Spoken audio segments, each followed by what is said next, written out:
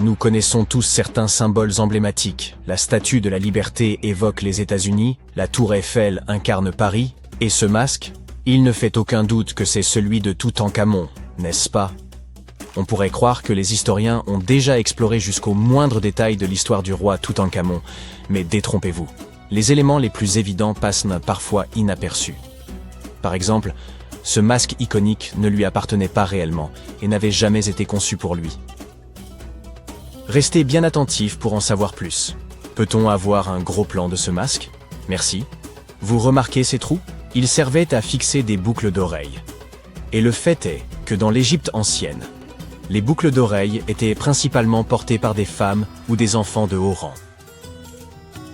Si vous connaissez bien l'histoire, vous pourriez objecter « Mais Toutankhamon était un jeune garçon, n'est-ce pas ?» Et vous auriez raison.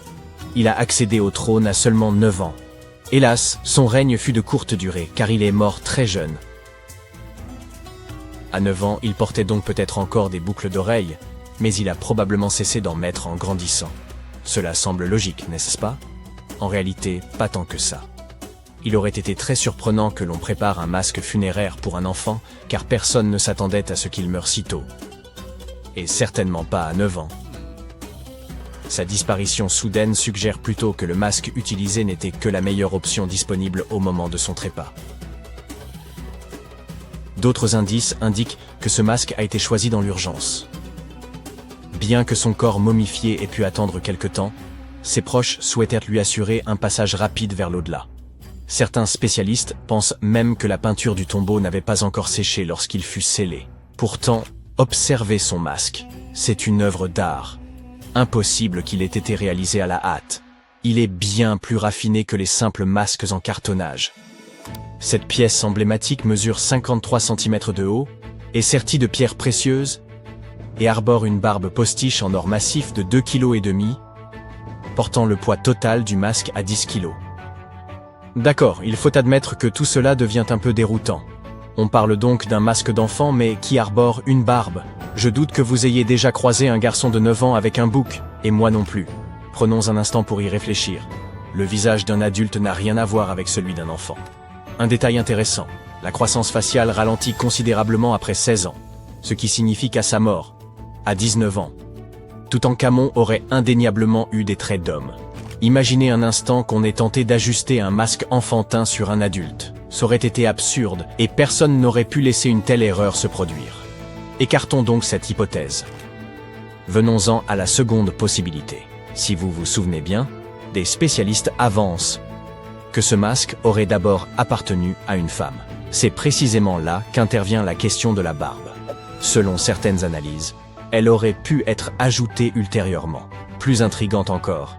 Et si ce masque avait été conçu pour Néfertiti elle-même, avant qu'elle ne se retrouve privée du sien? Si cela s'avère exact, nous serions face à une double découverte. Pour l'instant, cela peut sembler relever du pur fantasme, mais explorons cette piste plus en détail. Toutankhamon est mort vers 1323 avant notre ère, probablement des suites du paludisme, sans compter d'autres problèmes de santé, comme une fracture à la jambe, qui indiquent un état physique précaire. Quant à Néfertiti, sa mort demeure entourée de mystères. Aucun document fiable ne précise ni la date, ni le lieu de son inhumation. On estime qu'elle aurait disparu vers 1330, avant notre ère. Mais rien n'exclut qu'elle ait vécu plus longtemps, et que ce masque ait été conçu pour elle avant d'être réattribué. Ou bien, peut-être s'est-on simplement servi de son masque funéraire pour Toutankhamon. Après tout, ils faisaient partie de la même lignée. Enfin, d'une certaine manière. On dit qu'elle avait été sa belle-mère, ayant épousé Akhenaton, supposé être le père de Toutankhamon. Toutefois, cette filiation reste sujette à débat parmi les spécialistes. Il faut bien admettre que les liens de parenté dans l'Égypte antique sont un véritable casse-tête. Je vois bien que vous n'êtes pas totalement convaincu par l'idée que Toutankhamon ait pu hériter d'un masque féminin. Laissez-moi donc vous exposer une autre hypothèse. Voici Howard Carter, un archéologue célèbre pour avoir découvert la tombe du jeune pharaon. Située dans la vallée des rois, aux abords de Luxor, cette sépulture a stupéfié le monde entier par son état de conservation. En y pénétrant, Carter a relevé une anomalie. L'ensemble ne correspondait pas aux critères habituels d'un pharaon. Bien que raffiné, l'endroit dégageait une atmosphère singulière, laissant supposer qu'il avait été conçu pour une femme. De manière générale, les pharaons bénéficièrent de sépultures plus vastes, adaptées à leur rang. Et plus troublant encore, la disposition du tombeau suivait une orientation spécifique. Ce détail ne pouvait être ignoré. La configuration était typique des tombes destinées aux souveraines égyptiennes. Autre élément suspect, la structure semblait avoir été aménagée par étapes, et les quelques 2000 objets qui y avaient été déposés l'avaient manifestement été à la hâte. Plus étrange encore, nombre de ces artefacts paraissaient destinés à d'autres membres de la famille royale.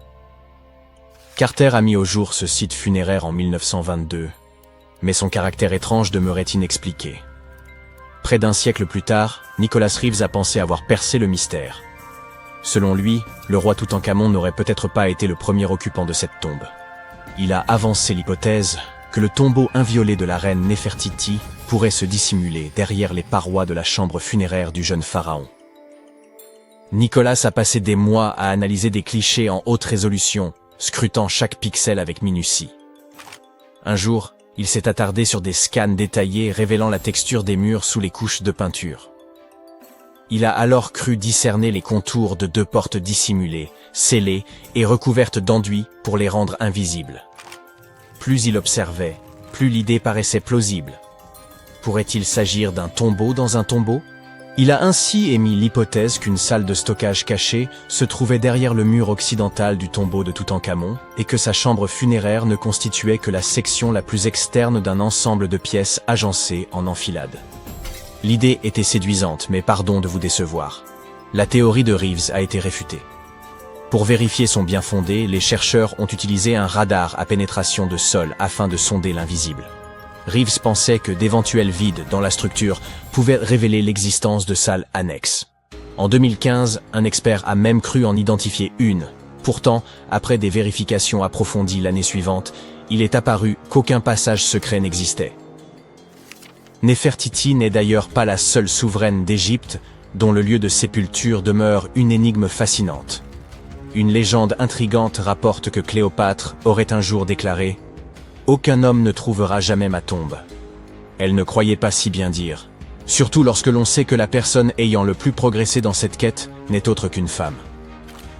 Plusieurs millénaires après la disparition de Cléopâtre, bien qu'aucun homme n'ait découvert sa tombe, l'archéologue Kathleen Martinez estime avoir percé le mystère. Depuis près de 20 ans, elle mène des recherches sur la sépulture de Cléopâtre VII et a récemment mis au jour un buste qui, selon elle, représenterait la célèbre reine. Cependant, son interprétation ne fait pas l'unanimité. Certains spécialistes jugent que le visage sculpté ne correspond pas à celui de Cléopâtre. Outre cette énigmatique statue de marbre, l'équipe de Martinez a exhumé 337 pièces, dont certaines, moins sujettes à controverse, arborent le profil de la reine. Toutefois, rien n'a été officiellement confirmé. L'existence du petit buste ne fait aucun doute. Taillé dans du marbre blanc, il tient dans une main et représente une femme couronnée, d'après un communiqué du ministère égyptien du Tourisme et des Antiquités. La grande question, cependant, est de savoir qui il représente réellement. Martinez affirme qu'il s'agit d'une effigie de Cléopâtre VII, mais de nombreux archéologues soulignent que les traits de la statue ne correspondent pas et avancent qu'il pourrait plutôt s'agir d'une princesse. Enfin, brisons un instant le mythe. Certains pensent que la phrase attribuée à Cléopâtre « Aucun homme ne trouvera jamais ma tombe » est mal interprétée. Si elle l'a réellement prononcée, elle voulait sans doute dire « aucune âme vivante » sans rapport avec le sexe de cette dernière. Des scientifiques ont mis au jour une pyramide inconnue, enfouie sous les sables de Judée. Après quelques fouilles, ils ont découvert qu'elle renfermait des trésors demeurés intacts pendant près de 2 millénaires, ainsi que des secrets historiques auxquels nous n'avons accès que maintenant. Sur le site de la forteresse de Zoar, située à 800 mètres au-dessus de la mer Morte, des archéologues recherchèrent des manuscrits susceptibles d'apporter de nouvelles informations sur l'histoire du lieu. Ces fouilles s'inscrivaient dans une vaste campagne de longue date, visant à protéger les sites contre le pillage et les excavations illégales. Ce qu'ils ne s'attendaient pas à découvrir, c'était une structure en forme de pyramide, érigée au sommet d'une colline et composée de pierres taillées à la main, chacune pesant plusieurs centaines de kilos. D'abord persuadés d'être face à une tombe, les experts remarquèrent vite la forme des murs d'origine et comprirent que le monticule était une construction. Ils constatèrent aussi que quelqu'un avait creusé au sommet, probablement des pillards ayant repéré des richesses enfouies. Par chance, la majeure partie de la structure demeurait enfouie sous le sable, dissimulant ainsi les découvertes les plus précieuses. Au cours de la première semaine de fouilles, les bénévoles mirent au jour des fragments de papyrus, des vases en bronze et même des meubles anciens, tous remarquablement bien conservés. Le climat désertique s'était révélé un allié précieux pour la préservation de ces artefacts au fil des millénaires. Grâce à un air extrêmement sec, la formation de moisissures était empêchée, ce qui protégeait les matériaux organiques, comme le bois et les fibres, contre les fissures et la déformation. Les premières hypothèses supposaient que la pyramide avait été érigée durant la période du premier temple. Toutefois, de récentes découvertes ont révélé qu'elle était plus récente et daterait de l'époque hellénistique. Puisque la structure remonte à environ 2200 ans, les chercheurs estiment qu'elle aurait été construite peu après la mort d'Alexandre le Grand, célèbre roi de Macédoine. À cette époque, ces généraux se partagèrent l'ancien empire séleucide. Ptolémée prit le contrôle de l'Égypte et des territoires voisins, y compris la région de la mer Morte, tandis que Séleucos s'empara du nord, qui correspond aujourd'hui à une partie du Moyen-Orient. On ignore encore si la pyramide fut érigée sous l'autorité des Ptolémées ou des Séleucides, car des monnaies des deux royaumes ont été découvertes sur le site. Toutefois, la majorité des spécialistes penchent pour une construction réalisée à l'époque où la région se trouvait sous domination ptolémaïque. Des indices laissent également penser que l'édifice, malgré sa remarquable solidité, s'est effondré à un moment donné. Cependant, ce n'est pas la cause de son abandon par les anciens Égyptiens, ce qui soulève une question essentielle. Quelle était sa véritable fonction ? Certains avancent l'hypothèse d'un tombeau, en raison de son emplacement privilégié au sommet d'une colline. D'autres supposent qu'il aurait pu servir de monument commémoratif. Néanmoins, l'une des théories les plus convaincantes soutient que la pyramide fut utilisée comme tour de guet, protégeant une importante route commerciale empruntée pour transporter le sel et le bitume de la mer Morte vers les ports côtiers. Les chercheurs estiment aussi qu'elle aurait pu servir de point de collecte des taxes pour les fonctionnaires du royaume lagide, comparable à nos péages modernes ou aux actuelles agences d'inspection portuaire. Bien que le contenu des papyrus reste inconnu, il semble très probable qu'ils aient été rédigés en alphabet grec. Certains experts avancent même qu'il pourrait s'agir de documents fiscaux, ce qui correspondrait parfaitement à l'hypothèse selon laquelle la pyramide servait d'avant-poste. L'équipe qualifie cette énigme de fascinant mystère historique que les fouilles contribuent peu à peu à élucider. Cependant, cette découverte n'est qu'une infime pièce d'un vaste puzzle archéologique. Les recherches s'inscrivent dans un projet de grande ampleur mené depuis de longues années. Rien que durant les 8 dernières, les équipes ont exploré près de 180 km de falaises désertiques et identifié environ 900 grottes dans ce périmètre. Grâce à l'usage de la descente en rappel, d'équipements perfectionnés et de méthodes de documentation avancées, les archéologues ont mis au jour des milliers d'objets rares. Rouleaux cachés, outils d'ébénisterie, tapis, pièces de cuir, ainsi que divers trésors d'une valeur historique inestimable. Pour eux, le désert de Judée s'apparente à un coffre-fort ancestral, encore scellé, qui ne demande qu'à livrer ses secrets. Quelques années avant la découverte de la mystérieuse pyramide, une grotte avait été mise au jour. Elle avait servi de refuge à des rebelles hébreux près de 1900 ans auparavant. Située à environ 80 mètres, sous le sommet d'une falaise et difficile d'accès, le site n'avait jamais été exploré jusque-là. À l'intérieur, les archéologues ont découvert des fragments inédits des célèbres manuscrits de la mer Morte, contenant des passages religieux rédigés en grec. Grâce à l'excellent état des papyrus, 11 lignes de texte purent être reconstituées, permettant ainsi aux scientifiques d'en analyser et d'en identifier précisément l'étymologie. L'aspect le plus remarquable demeure l'état de conservation exceptionnel des découvertes. Grâce aux conditions arides et à la chaleur constante du désert, ces artefacts sont restés intacts pendant des millénaires. Les fouilles ont également révélé d'autres trésors insoupçonnés, des pièces rares, un squelette partiellement momifié vieux de plus de 6000 ans, dont subsistaient encore peau, tendons et mèches de cheveux. Parmi les trouvailles figure aussi un large panier tressé en fibres végétales, considéré comme le plus ancien au monde, âgé de plus de 10 000 ans, capable de contenir près de 100 litres et fabriqué environ un millénaire avant l'invention de la poterie.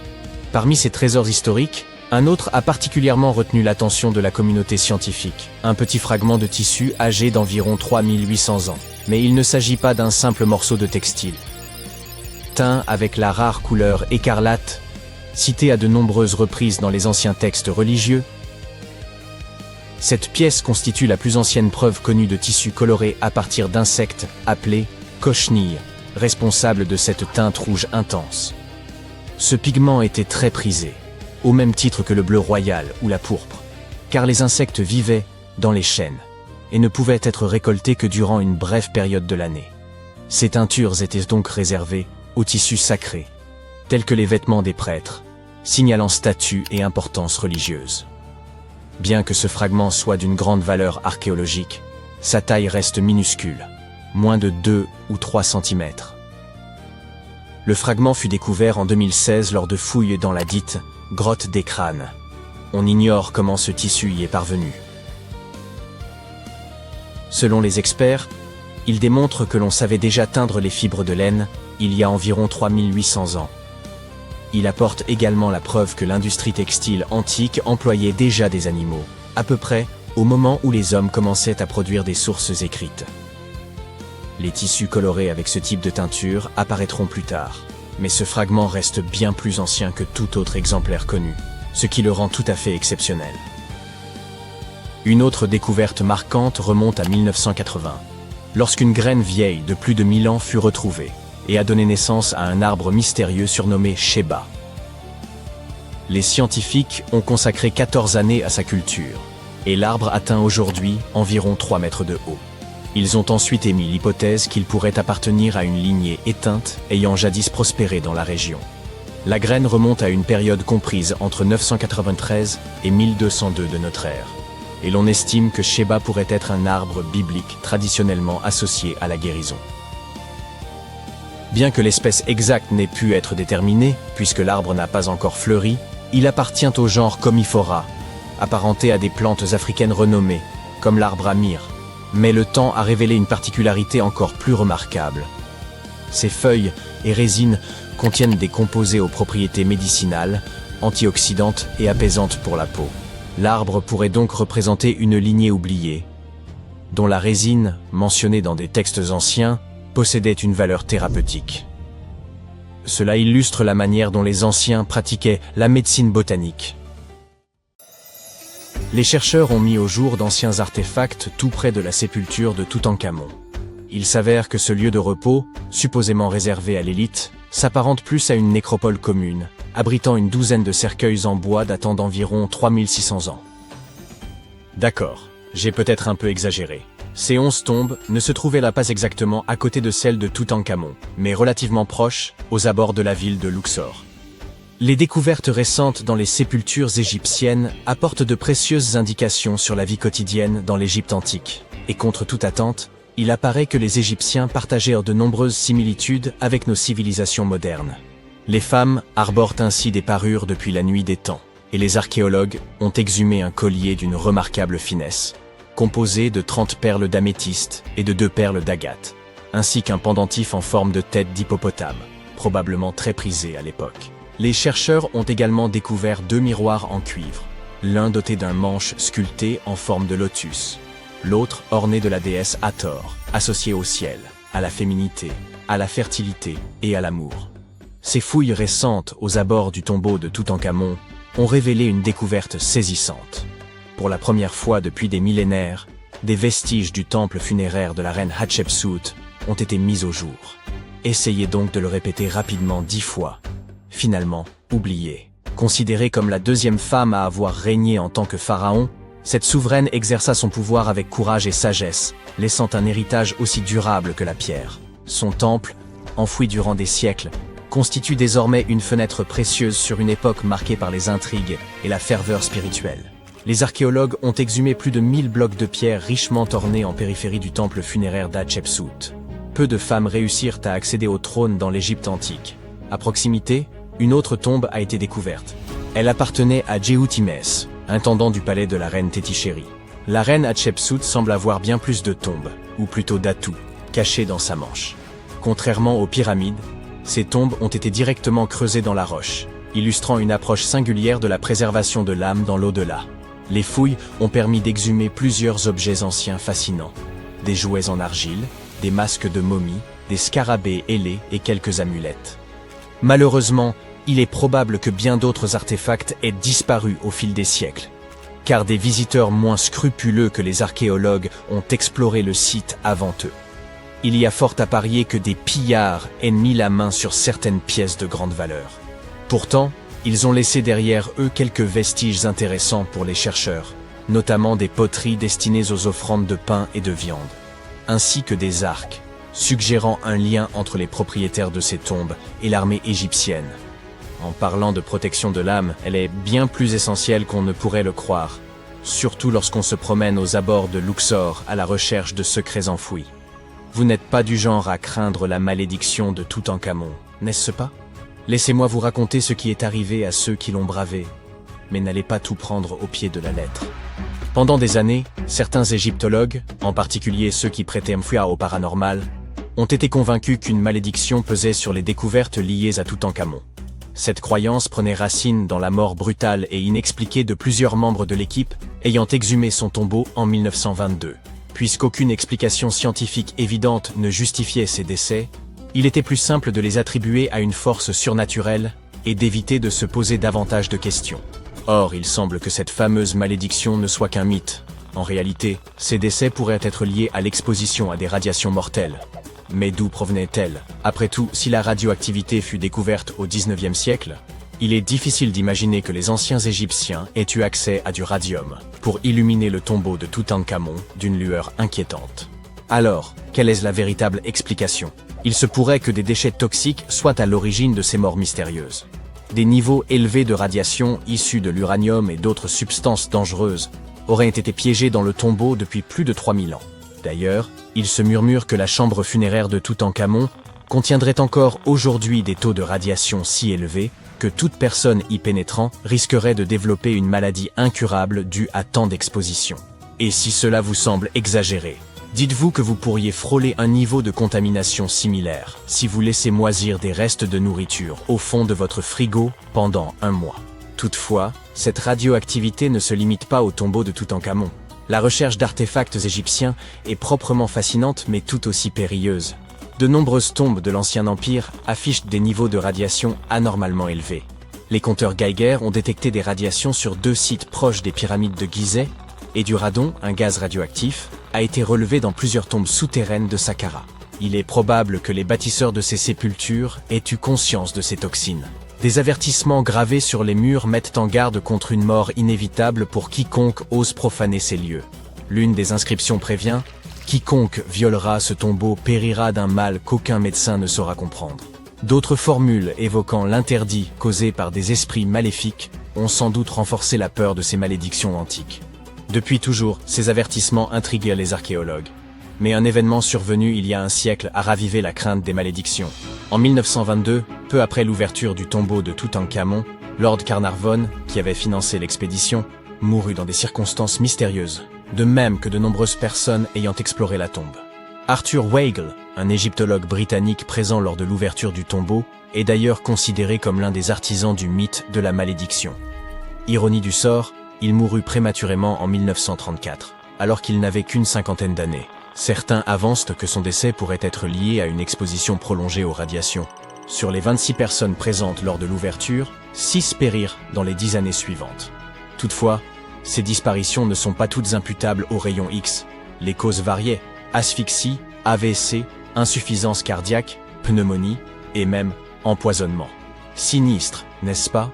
Pourtant, un homme semble avoir échappé à cette prétendue malédiction. Howard Carter, l'archéologue qui dirigeait les fouilles. Pour certains, sa survie prouvait que cette légende n'était qu'un mythe.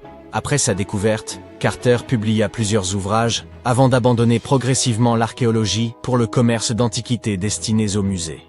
Toutefois, certains pensent que la malédiction l'a frappé d'une autre manière. Une rumeur persistante le lie à Evelyn, la fille de Lord Carnarvon.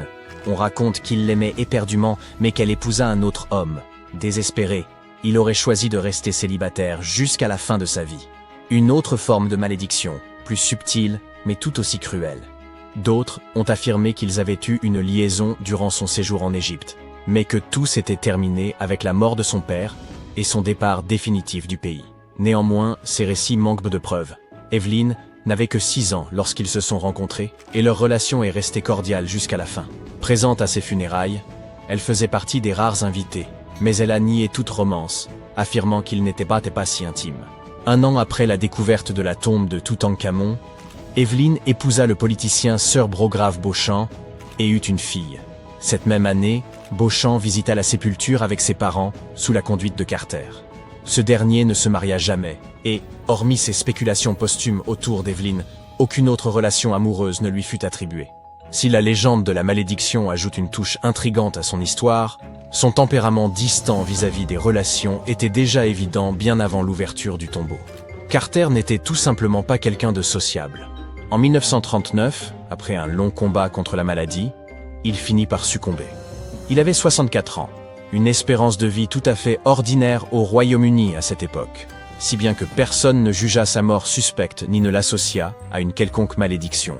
À son décès, on découvrit que plusieurs artefacts du tombeau de Toutankhamon étaient en sa possession, dans son appartement londonien. Ceux-ci furent finalement restitués à l'Égypte, événement que certains interprétèrent comme la conclusion de la malédiction.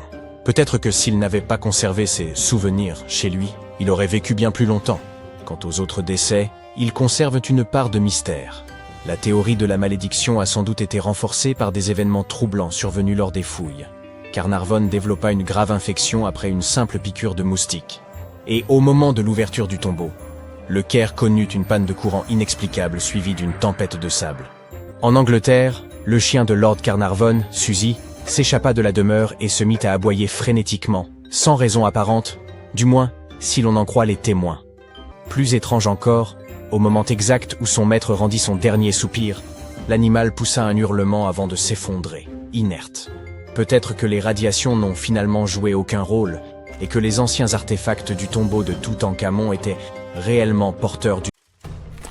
Sous les sables de Luxor, les chercheurs ont mis au jour ce qui semblait n'avoir jamais dû ressurgir. Plus d'1 millier de blocs de pierre finement ornés, vestiges du temple en ruine d'une femme pharaon. Cette découverte soulève des questions troublantes. Pourquoi ce sanctuaire fut-il anéanti? Et qui était donc cette femme? Elle s'appelait Hatshepsut, et l'on reconnaît aujourd'hui en elle l'une des figures les plus remarquables de l'ancienne monarchie égyptienne, bien que l'histoire ait longtemps failli l'effacer. Elle régna au sein de la 18e dynastie, entre 1479 et 1458 avant notre ère. Elle se distingua par de vastes projets architecturaux, des campagnes militaires victorieuses et des échanges commerciaux florissants. Elle fut par ailleurs l'une des rares femmes à avoir porté le titre de pharaon. Il fallut attendre environ 15 siècles avant qu'une autre femme ne monte sur le trône, et ce ne fut autre que Cléopâtre. Le chemin qu'emprunta Hatshepsut pour accéder au pouvoir constitue, sans doute, l'épisode le plus singulier de son histoire. Comme dans la plupart des monarchies héréditaires, la succession en Égypte privilégiait clairement les héritiers mâles.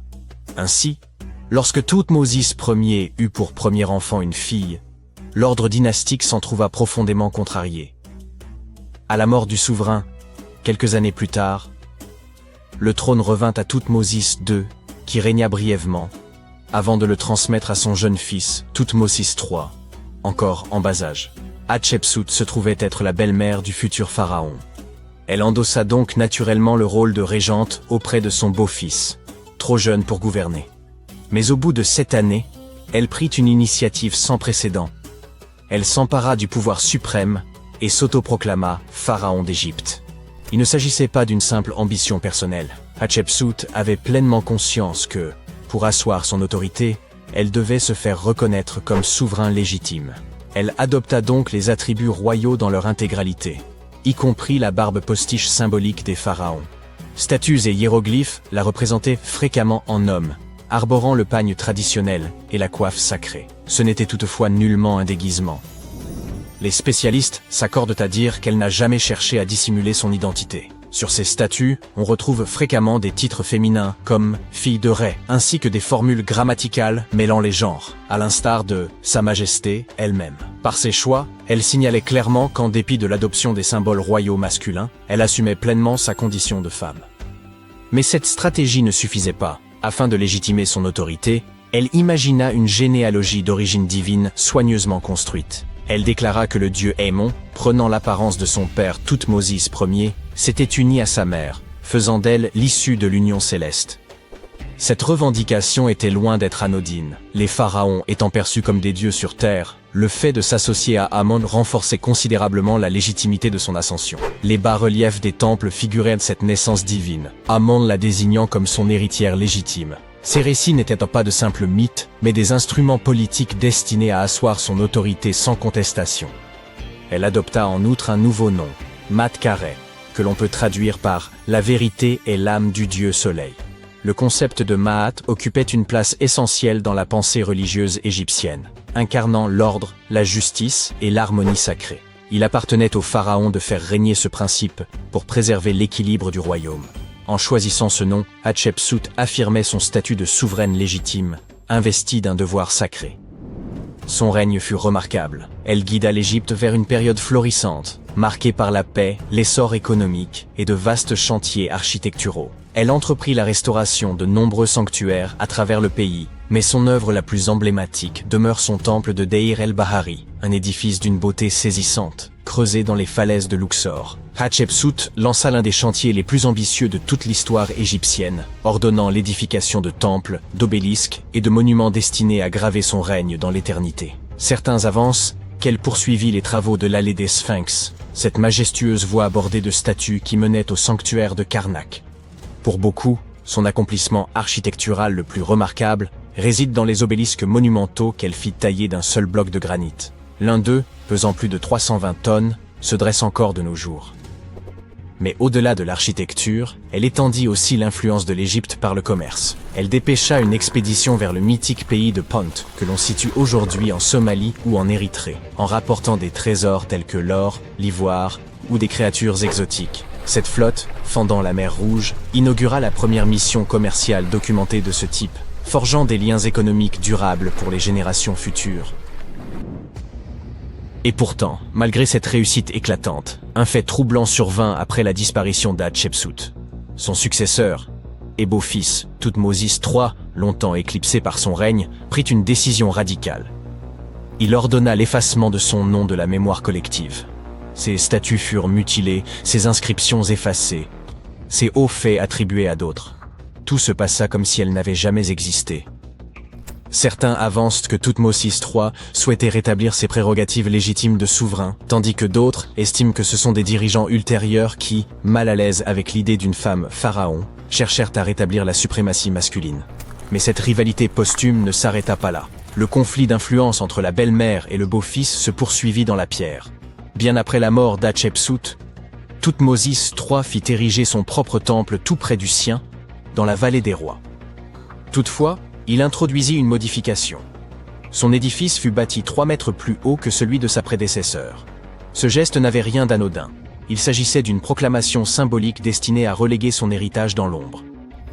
Mais l'histoire en avait décidé autrement. Dès le 19e siècle, l'héritage de Hatshepsut commença à refaire surface. Et ce n'est qu'au prix d'enquêtes archéologiques rigoureuses que la pleine mesure de son règne fut enfin reconnue. De nos jours, Hatshepsut est célébrée comme l'une des souveraines les plus marquantes d'Égypte. Son règne, autrefois effacé, a été reconstitué grâce à un flot continu de découvertes archéologiques, démontrant que sa puissance et son influence ne seraient pas si aisément oubliées. Sa sépulture se trouvait cachée à la vue de tous, son corps ayant été déplacé de sa chambre funéraire d'origine dans le dessein de l'effacer de l'histoire. Ce dernier indice acheva de consacrer son héritage, prouvant que même les volontés les plus acharnées d'effacer un pharaon ne sauraient y parvenir. Le majestueux temple d'Hatshepsut, le Djeser-Djeserou, constituait une prouesse architecturale remarquable, érigée pour célébrer son règne et affermir sa filiation divine avec le dieu Amon. Mais à sa disparition, son successeur Thoutmôsis III engagea une entreprise méthodique visant à effacer sa mémoire, allant jusqu'à faire démanteler certaines sections de l'édifice. Les historiens débattent encore du motif. Une manœuvre dynastique, une volonté de rétablir l'autorité masculine traditionnelle, ou un moyen de consolider les droits de Thoutmôsis III sur le trône? Peut-être n'était-il qu'un homme vaniteux. Quoi qu'il en soit, la destruction ne fut pas immédiate, mais intervint des décennies après sa mort, ce qui tend à indiquer qu'il ne s'agissait pas d'une vengeance personnelle, mais d'un calcul politique. Pourtant, malgré tous ses efforts, son temple se dresse toujours, tout comme son récit, éclatant témoignage de la première grande souveraine d'Égypte. Quittons à présent Thèbes pour un autre lieu à travers l'espace et le temps. Dakhchour, en Égypte, abrite plusieurs sépultures de personnages de l'Antiquité. C'est en 2107 que des chercheurs mirent au jour une pyramide oubliée depuis longtemps. Conscients de l'importance potentielle de leur découverte, ils contactèrent aussitôt le ministère du Tourisme et des Antiquités. Contrairement à la majorité des pyramides exhumées dans cette région, celle-ci se révélait entièrement scellée. L'extraction de la pierre angulaire exigea une extrême minutie. Lorsqu'ils parvinrent enfin à ouvrir l'édifice funéraire, ils s'attendaient à découvrir une chambre inviolée. Or, ce fut tout le contraire. Le désordre y régnait. Le lieu avait été pillé, et les effets du défunt étaient répandus dans toute la pièce. Pourtant, au cœur de ce chaos, ils mirent au jour un coffret. Grâce aux technologies de balayage les plus avancées, ils purent déchiffrer les hiéroglyphes endommagés qui en ornaient la surface. Ce qu'ils découvrirent dépassait l'imaginable.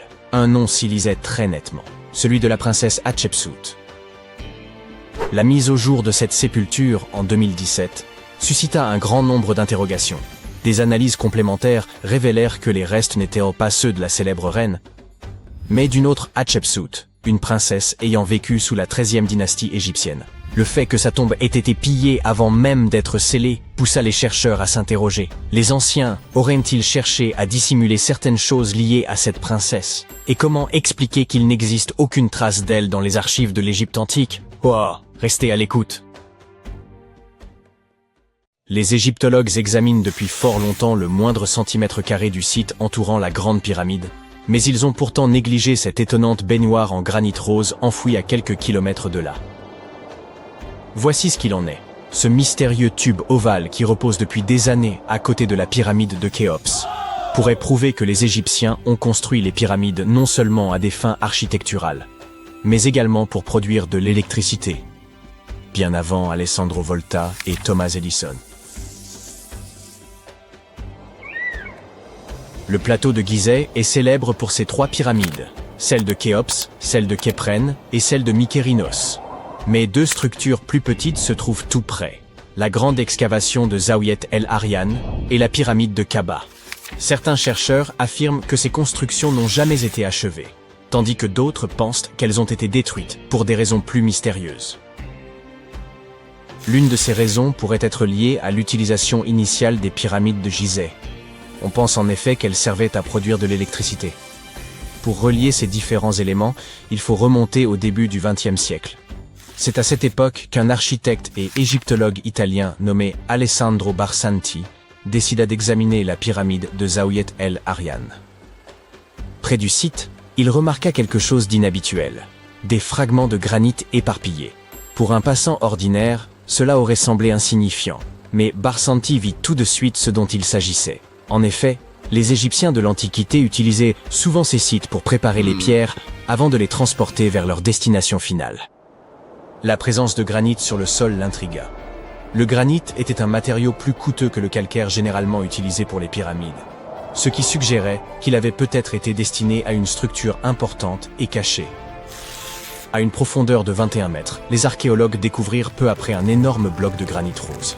Ils poursuivirent les fouilles et mirent au jour d'anciennes inscriptions gravées dans les pierres. Ils envoyèrent les dessins à des experts, mais personne ne parvint à les déchiffrer. S'agissait-il d'instructions? C'est alors que Barsanti fit sa plus grande découverte. Il trouva une cuve ovale sculptée dans du granit rose que l'on avait poli pour lui donner un aspect miroitant. La cuve avait été soigneusement scellée. Lorsqu'ils l'ont ouverte, ils ont trouvé un mince résidu noir sur ses parois. Une substance huileuse. Cette découverte souleva de nombreuses questions dans l'esprit de Barsanti. Il ne comprenait pas pourquoi les Égyptiens de l'Antiquité avaient pris tant de précautions pour sceller et protéger cette étrange cuve.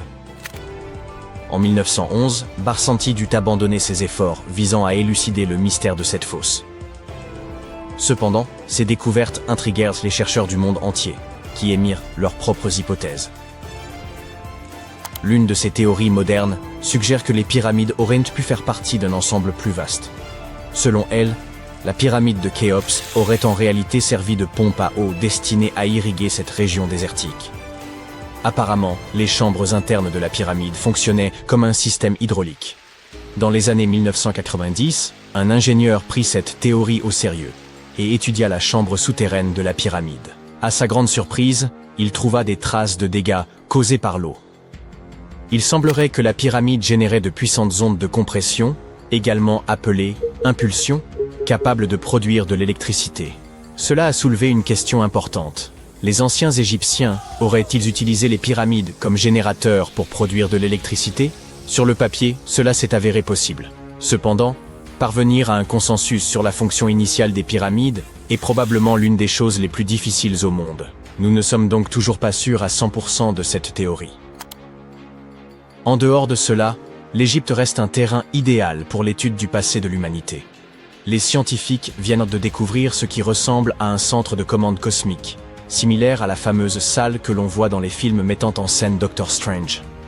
Ils ont découvert un observatoire astronomique en forme de L, mesurant environ 830 mètres carrés et datant du 6e siècle avant notre ère. Il s'agit sans aucun doute du premier et du plus grand observatoire de ce type. Cette structure en briques crues abritait des instruments utilisés pour calculer les dates liées aux rites de l'Égypte antique, couronnements royaux et calendrier agricole. Cet observatoire est situé sur un site archéologique connu sous le nom de Temple de Bouto, à seulement 80 km à l'est d'Alexandrie. C'est assez impressionnant. Cette structure a été conçue de manière à ce que l'on puisse y pénétrer par une entrée orientée à l'est. Ainsi, on pouvait admirer le lever du soleil. Une fois à l'intérieur, on découvrait un cadran solaire géant, utilisé pour mesurer le temps en suivant le mouvement des ombres à l'intérieur de la salle. Ce cadran solaire mesurait près de 5 mètres de long. Ce fut une découverte passionnante. Une autre découverte intéressante faite par des scientifiques et des égyptologues fut celle de la toute première momie enceinte. Même si nous en savons désormais beaucoup sur les processus de momification, nous continuons à faire des découvertes qui nous ouvrent de nouvelles portes sur la vie des anciens Égyptiens.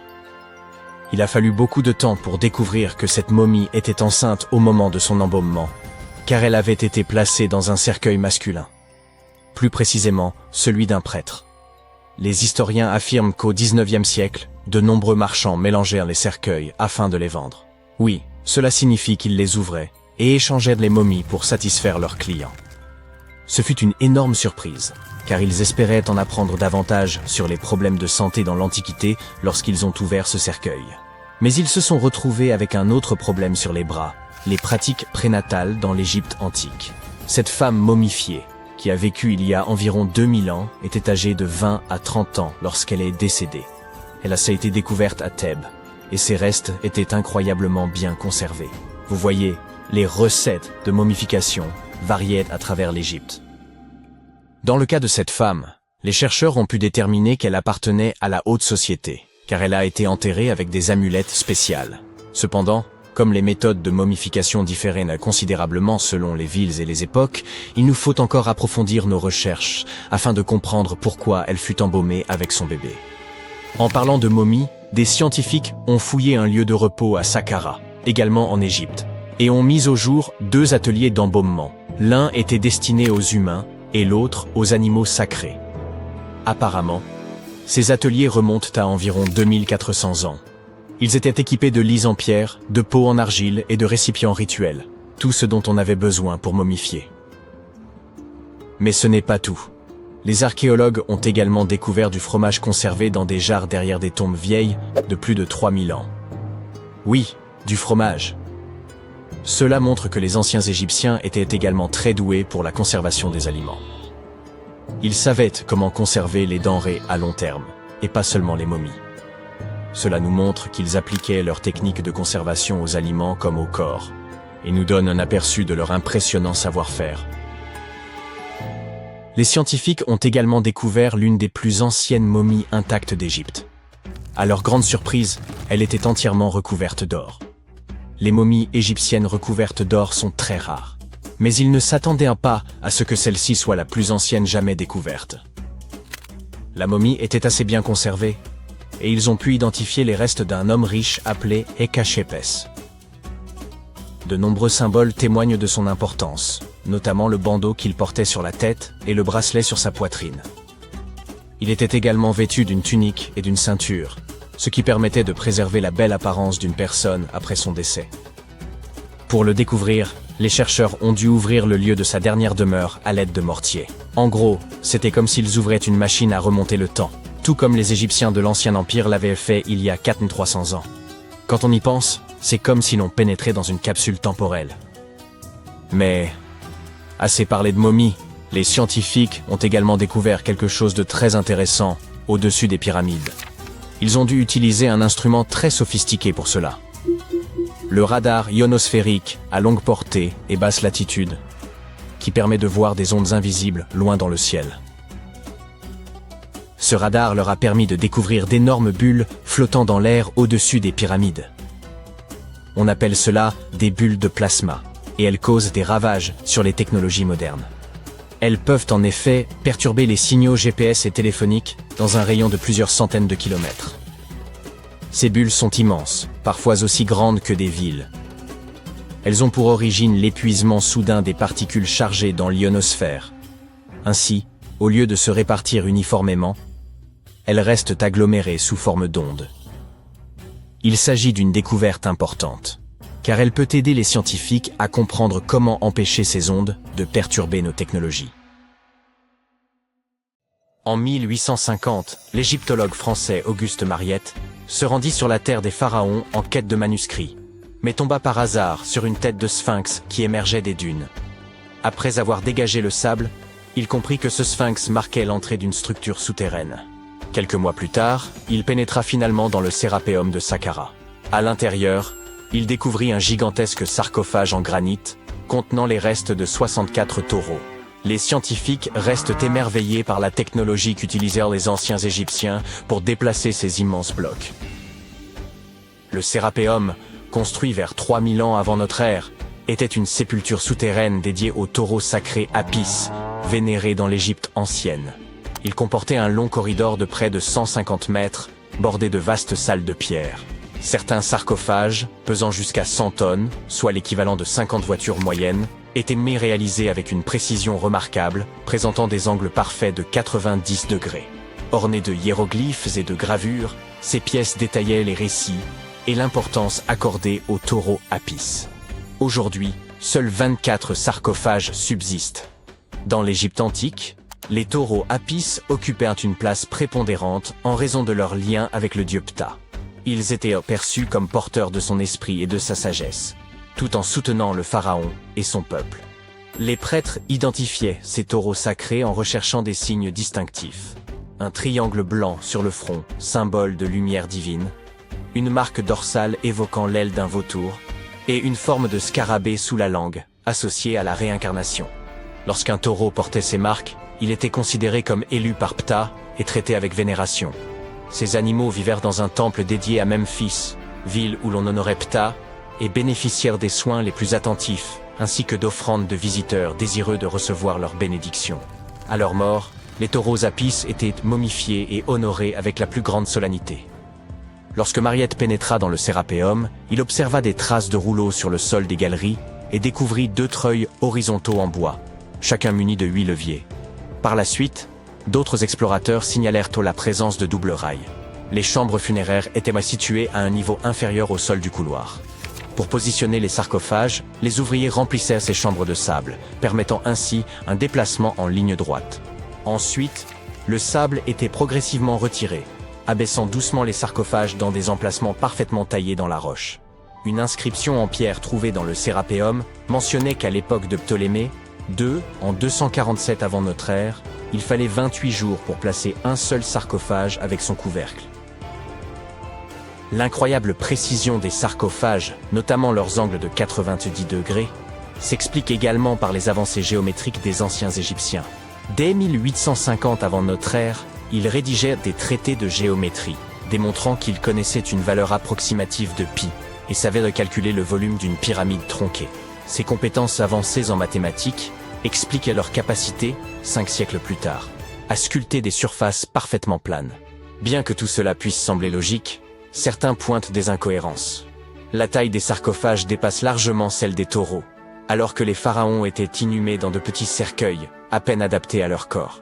De plus, ces sarcophages, réalisés en granit avec une précision remarquable, auraient pu être fabriqués en calcaire, un matériau bien plus facile à travailler. Le transport de ces immenses sarcophages semble réalisable en théorie, mais reste complexe. Si une personne pouvait tirer environ 200 kilos, Il aurait fallu au moins 250 personnes pour déplacer un seul sarcophage. Or, les tunnels du Sérapéum sont extrêmement étroits, excédant d'à peine 60 cm la largeur des sarcophages eux-mêmes. Il aurait été impossible que des centaines de personnes se serrent dans ces espaces confinés pour tirer les sarcophages. Et quand bien même, comment auraient-elles pu faire pivoter les blocs dans ces étroits couloirs, les abaisser dans leur niche et les positionner parfaitement au centre? Pourtant, cela a été réalisé pas moins de 24 fois, chaque sarcophage étant impeccablement centré. De surcroît, les chambres étaient recouvertes de poussière, sans aucune trace de suie provenant des lampes, ce qui impliquerait de travailler dans une obscurité quasi totale. La fonction véritable de ces sarcophages pourrait toutefois avoir été différente. Bien avant l'ère des pharaons, les populations locales connaissaient déjà le processus de fermentation. Ce phénomène survient lorsque des micro-organismes, comme les levures, consomment des substances comme l'amidon, produisant ainsi du gaz carbonique et de l'éthanol. Il est donc possible qu'en Égypte ancienne, des aliments tels que l'orge, le pain ou même la viande aient été placés dans ces immenses coffres de pierre, puis scellés hermétiquement à l'aide de lourds couvercles. Ces sarcophages en granit, d'une précision remarquable, étaient pratiquement hermétiques, empêchant toute fuite. Lorsque la levure commençait à agir, elle générait progressivement du gaz carbonique, augmentant la pression interne. Les sarcophages, dotés d'une robustesse exceptionnelle, pouvaient supporter des pressions bien supérieures à celles des pneus de voiture. Sous l'effet de cette compression, les cristaux du granit produisaient une très faible charge électrique. Ce phénomène était possible grâce à la présence de quartz dans le granit, un matériau réactif à la pression. Par ailleurs, l'ajout de viande ou de parties animales aurait pu favoriser le développement des levures. La viande contient en effet de l'acide oléique, un élément nécessaire pour que les levures continuent de croître et résistent aux effets toxiques de l'éthanol qu'elles produisent. Ainsi, avec l'accumulation de gaz et la production d'électricité, ces sarcophages n'auraient pas uniquement servi d'anciens garde-manger, mais auraient pu être de véritables systèmes énergétiques. Au fil du temps, la pression interne devenait si élevée qu'elle pouvait repousser le couvercle, libérant le gaz avec un bruit sec. Toutefois, lorsque le Sérapéum fut redécouvert en 1850, d'anciennes peintures montrèrent que des pierres étaient empilées sur certains couvercles. Cela suggère que, dans l'Antiquité, des efforts furent entrepris pour alourdir ces couvercles afin de limiter les pertes dues à la pression interne. Ce poids additionnel permettait également aux cristaux de quartz du granit de continuer à générer davantage d'électricité sous l'effet de la pression. Si quelqu'un ouvrait l'un de ces sarcophages de pierre plusieurs millénaires plus tard, il ne découvrirait à l'intérieur que les ossements des taureaux déposés à l'origine. C'est précisément ce que Mariette a mis au jour dans les années 1850. Peu après les premières fouilles effectuées au cours de la seconde moitié du XIXe siècle, le Sérapéum fut ouvert aux visiteurs. Le prince de Galles, futur Édouard VII, aurait même déjeuné avec ses invités dans l'une de ces tombes. Bien que le site ait été rendu inaccessible pendant un certain temps à cause des sables et des séismes, il est aujourd'hui de nouveau possible de le visiter afin d'en percer le mystère. Grâce aux technologies modernes, nous pourrions bientôt résoudre de nombreuses autres énigmes historiques. Une équipe de scientifiques du musée Field d'Histoire naturelle de Chicago a récemment utilisé un scanner spécifique pour analyser des momies égyptiennes sans les déballer. Les chercheurs ont soigneusement transporté 26 momies sur des chariots adaptés jusqu'au parking où se trouvait le scanner. Celui-ci a pris des milliers de clichés radiographiques détaillés de chaque momie et de leur cercueil. En regroupant toutes ces images, ils ont pu créer des modèles 3D révélant l'intérieur des momies, y compris les squelettes et certains artefacts.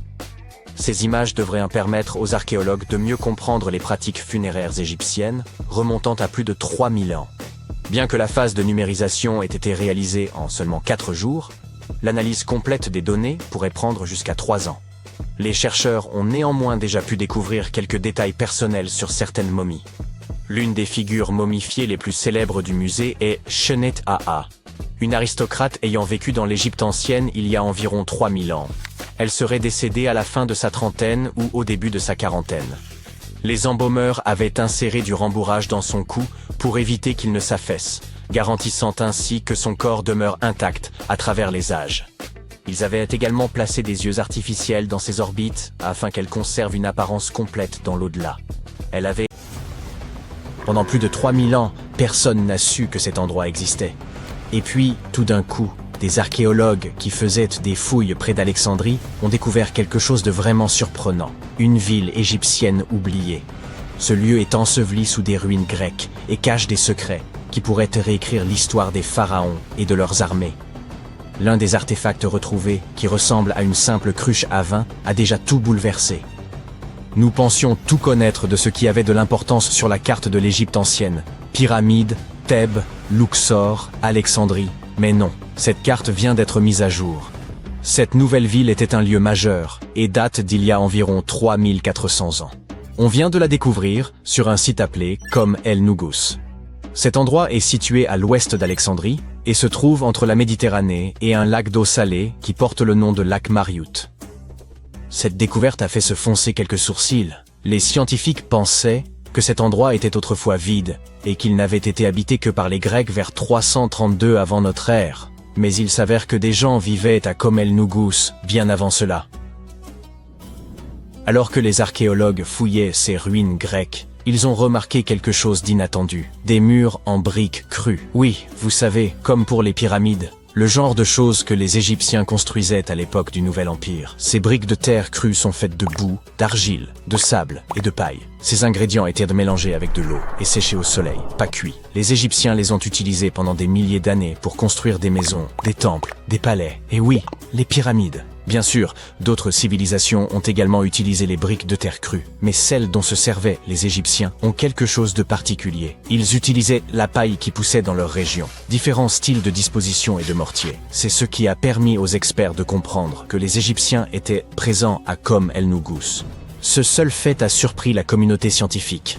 Mais ensuite, ils ont trouvé d'autres choses. Toute une rue, des structures enterrées, et même un temple construit par Ramsès le Grand lui-même. Son nom parle de lui-même. Ce gars fut l'un des pharaons les plus célèbres de toute l'histoire du royaume.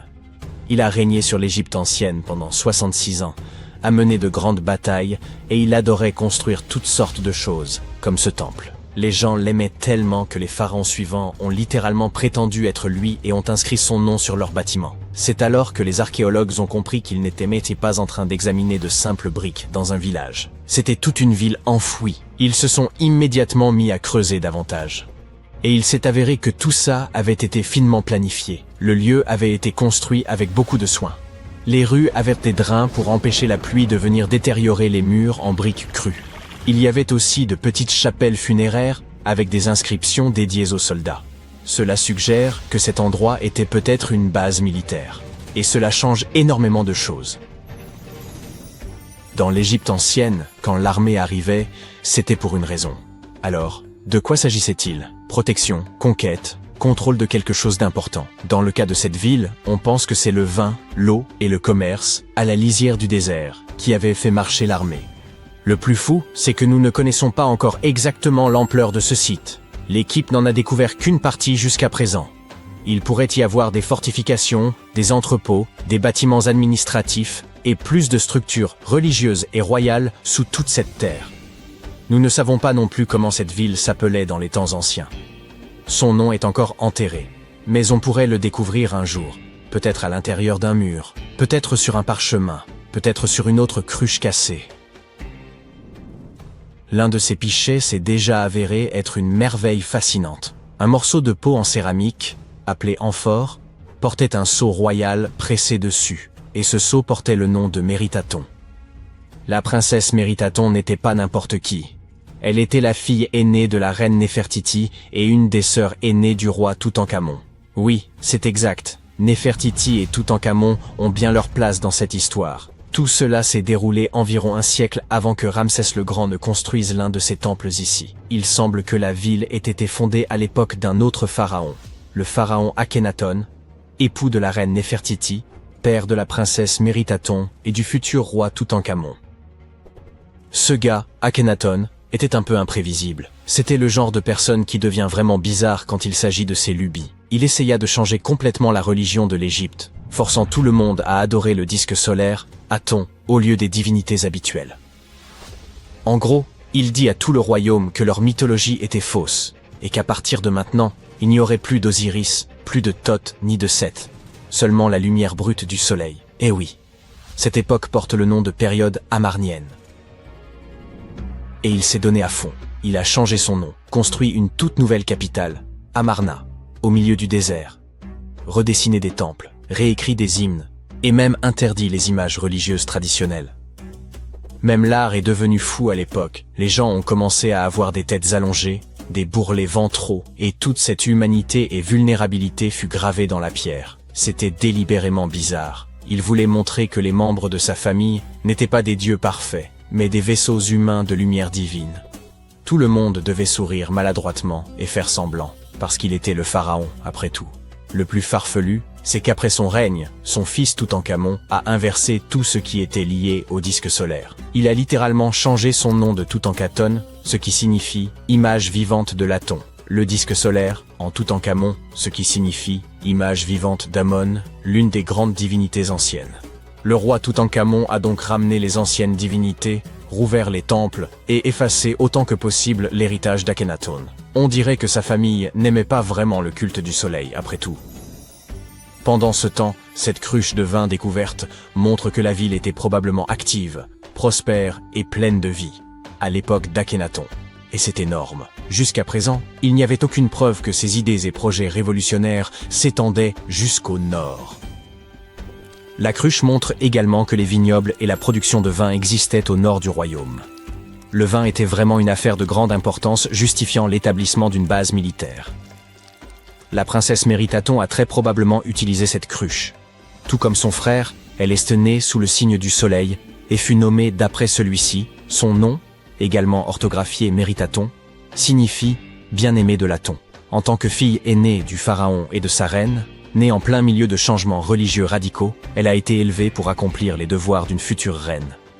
Dès ses premières années, elle marchait dans les temples aux côtés de sa mère Néfertiti, secouant le sistre lors de rituels solennels.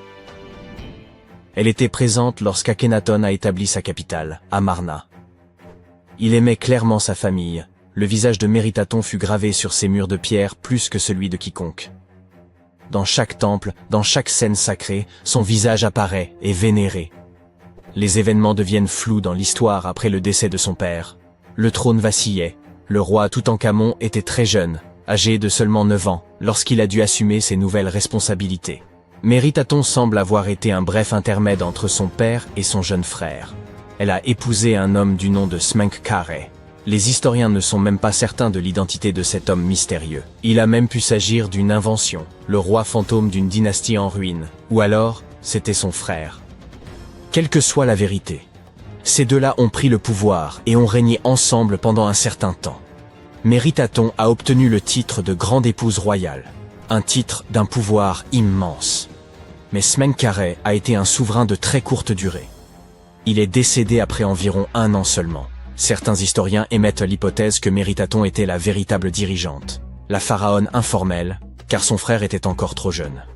Certaines théories suggèrent même qu'elle a élevé Toutankhamon, et qu'elle est devenue une sorte de reine régente, éduquant l'enfant qui restaurerait plus tard l'ordre ancien. Mais rien de tout cela n'est confirmé. Il est très difficile pour les historiens de trouver des informations sur cette époque, car la période amarnienne a été plus tard condamnée. Les successeurs ont voulu effacer l'hérésie d'Akhenaton et tout ce qui était lié à lui, y compris Méritaton. Ainsi, même si elle a régné, même si elle a éduqué Toutankhamon, ils ont tout fait pour l'enterrer dans les sables de l'histoire. Quoi qu'il en soit, peut-être que cette nouvelle ville nous en dira plus sur les mystères de la période amarnienne, l'une des périodes les plus chaotiques de l'Égypte ancienne. Saviez-vous que des arbres poussaient, jadis au cœur du désert sec et brûlant du Sinaï égyptien?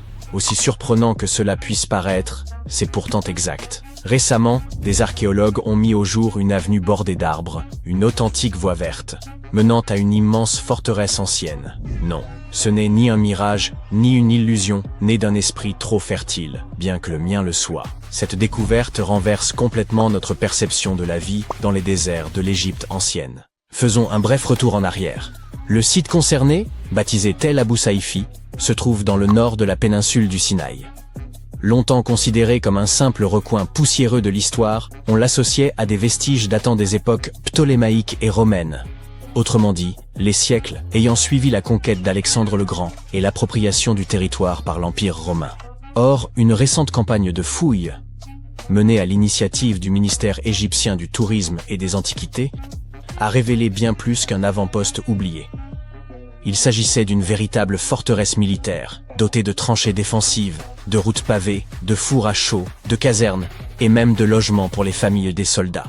Ériger autant d'habitations en plein désert n'a rien de très accueillant, sauf si l'on se souvient de l'élément vedette du site. Cette mystérieuse avenue bordée d'arbres. Cette voie mesurait plus de 90 mètres de long sur 11 mètres de large, soit la longueur d'un terrain de football, et était pavée de dalles calcaires. De part et d'autre s'alignaient plus de 500 fosses de plantations façonnées dans l'argile.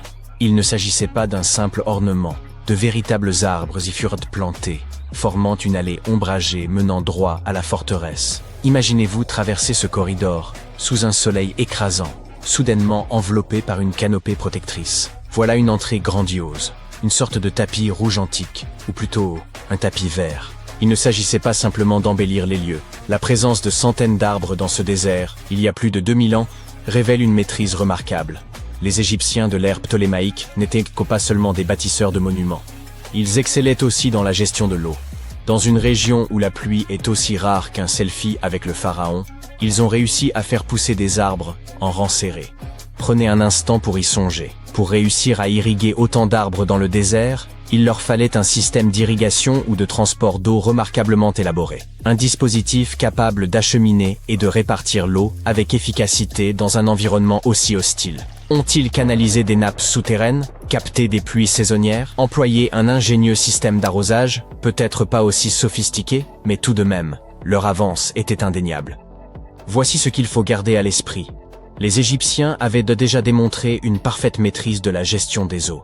Grâce à des fossés et à un vaste réseau de canaux, ils avaient su dompter le Nil pour irriguer des terres éloignées. L'irrigation ne représentait donc pas un mystère pour eux. Leur savoir-faire était réel.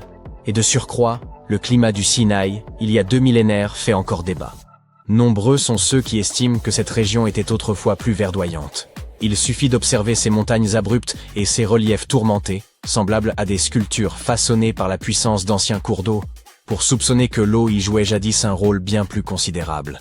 De plus, les archéologues ont mis au jour de nombreux indices attestant que les Égyptiens de l'ère ptolémaïque cultivaient fruits, vignes et arbres à grande échelle. Autrement dit, faire pousser une forêt dans le désert peut nous sembler incroyable, mais pour eux, ce n'était qu'un mardi ordinaire. À présent, cette avenue verte pousse les archéologues à s'interroger. Et si des systèmes d'irrigation semblables avaient été employés ailleurs? Par exemple, pour acheminer les immenses blocs de pierre utilisés dans la construction des pyramides. Il existe déjà une théorie selon laquelle des rivières anciennes ou des canaux artificiels auraient facilité leur déplacement. Et la découverte de Tel Abou Saifi? Eh bien, elle pourrait bien constituer la pièce manquante du puzzle. Ce n'est pas qu'un doux rêve. À l'époque, les rivières jouaient un rôle central, agissant comme les autoroutes, les réseaux énergétiques et les trains de marchandises du monde antique réunis. Les Égyptiens s'en servaient pour tout, irriguer, commercer, alimenter l'industrie et même mobiliser leurs troupes. Si une activité importante avait lieu, elle impliquait probablement un cours d'eau. Et ce n'est pas tout, la suite est encore plus surprenante. Les fouilles ont révélé d'imposantes tranchées défensives, semblables à d'anciennes douves, creusées à près de 2 mètres de profondeur autour de la forteresse. Ces fossés n'étaient pas de simples bourbiers, mais faisaient partie d'un dispositif complexe conçu pour être comblé ou enjambé par un pont afin de maîtriser les accès. On pourrait les comparer à une barrière de sécurité rétractable, sans les vérins hydrauliques.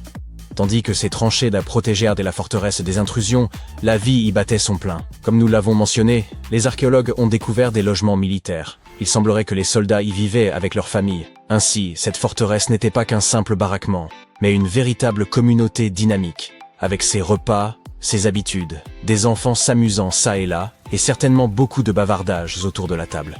En plus des aspects militaires, les chercheurs ont découvert 4 vastes fours à chaux servant à produire de la chaux vive, un élément crucial pour fabriquer le mortier de construction. Ces fours indiquent qu'à la fin de l'ère romaine, Tel Abou Saifi est devenu un centre industriel important, fournissant les matériaux nécessaires à la construction et à la réparation des bâtiments, un véritable pôle d'activité artisanale.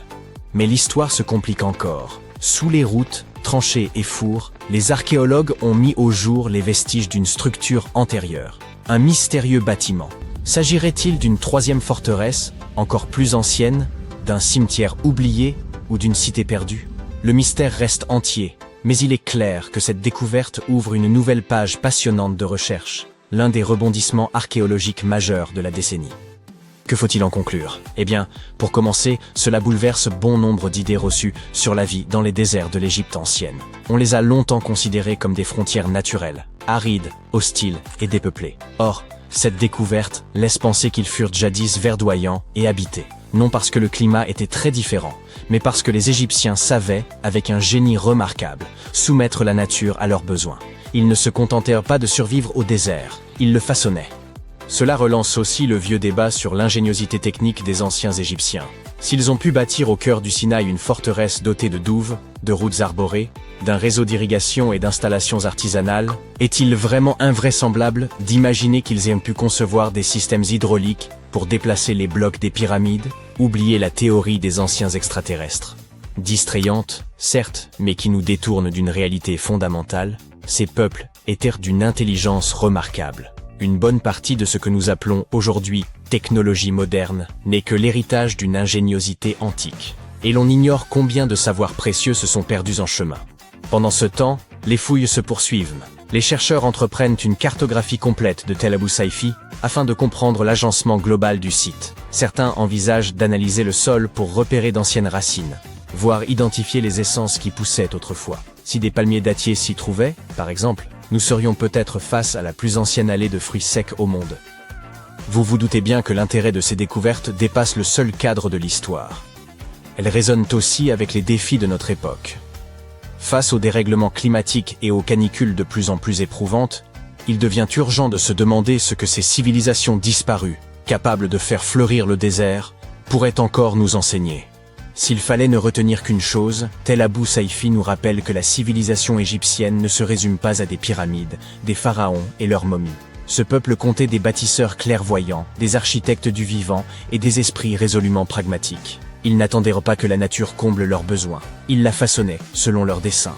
Et grâce à des trouvailles comme celle-ci, nous discernons mieux l'ampleur de leurs avancées et, disons-le, de leur impressionnante modernité. Ainsi, la prochaine fois que l'on vous décrit le désert comme un espace stérile, vous pourrez rétorquer avec aplomb qu'il y a plus de 2000 ans, en plein cœur du Sinaï, s'élevait une forteresse avec des douves, une avenue bordée d'arbres, des casernes, des ateliers, et même une structure secrète enfouie sous terre. Voilà qui remet les pendules à l'heure, d'une comprise. Et qui sait quels autres vestiges y sont encore enfouis, attendant de réécrire l'histoire. Au début des années 1920, le monde était fasciné par le phénomène du roi Toutankhamon. Un archéologue britannique du nom de Howard Carter a fait la découverte de la tombe du jeune pharaon dans la vallée des rois en Égypte en 1922. Mais l'intérêt du public ne se limitait pas à l'or et aux bijoux découverts. La presse a largement couvert la malédiction des pharaons. Mais était-elle fondée? Une ancienne malédiction était-elle vraiment responsable des morts inexpliquées survenues à chaque incursion dans les pyramides? À l'époque, c'était la seule explication pour une série de décès mystérieux. L'un des hommes présents lors de l'ouverture de la chambre funéraire de Toutankhamon, George Herbert, le 5e comte de Carnarvon, n'a survécu que 5 mois après cette découverte. Il avait également financé les fouilles. Arrive ensuite Sir Arthur Conan Doyle. Vous le connaissez probablement, l'écrivain anglais qui est derrière Sherlock Holmes. Il avançait qu'un élémentaire maléfique était responsable du décès de l'explorateur. Il devait sûrement plaisanter? Hélas, non.